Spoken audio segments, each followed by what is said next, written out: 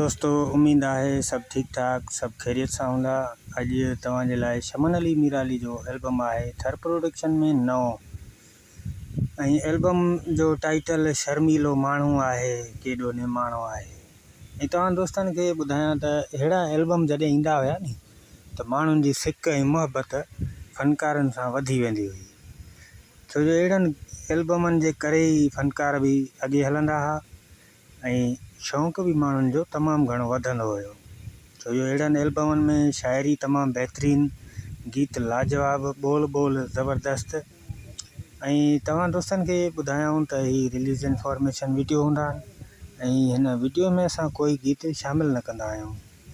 हिन वीडियो में तव्हांखे ॿुधाईंदासीं त हिन एल्बम में कहिड़ा कहिड़ा गीत आहिनि, कहिड़ा सुठा सुठा गीत आहिनि ऐं कहिड़नि शाइरनि जा गीत आहिनि।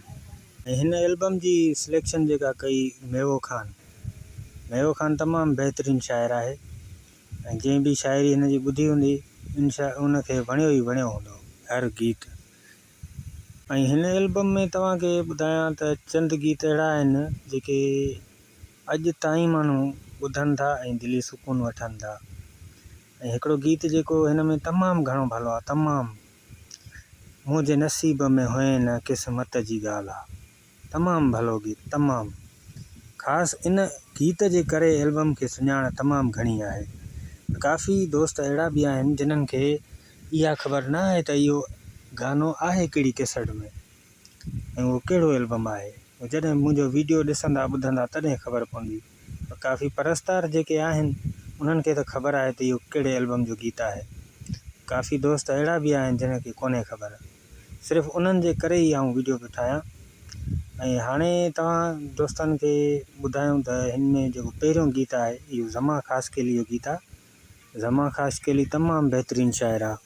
गीत जा बोल आहिनि ख़ुशबू थी वियो सॼो शहर आहे, मुंहिंजो सुहिणो साम्हूं खिलंदे पंहिंजा पियो वार वराए।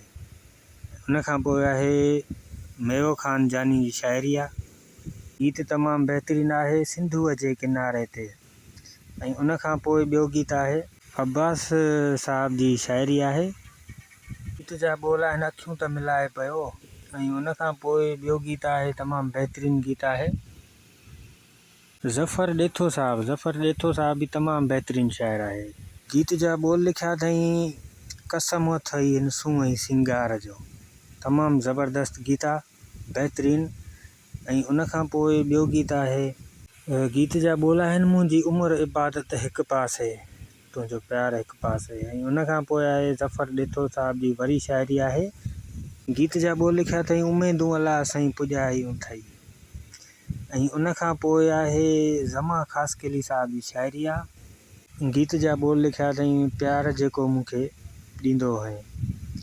ऐं उन खां पोइ आहे गुलशन साहब जी शाइरी आहे जेको तमामु भलो गीत मुंहिंजे नसीब में हुए न क़िस्मत जी ॻाल्हि आहे। ऐं इहो गीत शमन अली मीराली PTV ते बि लाइव चयो हुयो, तमामु बहितरीनु प्यारो गीत, सुकून ॾींदड़ गीत आहे।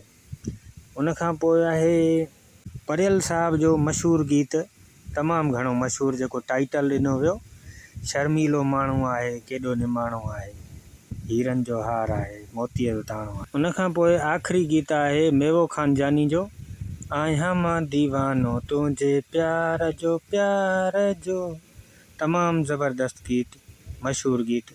ऐं दोस्तों वीडियो कंप्लीट थी चुको आहे। अव्हांखे वीडियो पसंदि आयो हुजे त वीडियो खे लाइक ज़रूरु कंदा, चैनल खे सब्सक्राइब कंदा ऐं कमेंट सेक्शन में पंहिंजी क़ीमती राय ज़रूरु ॾींदा।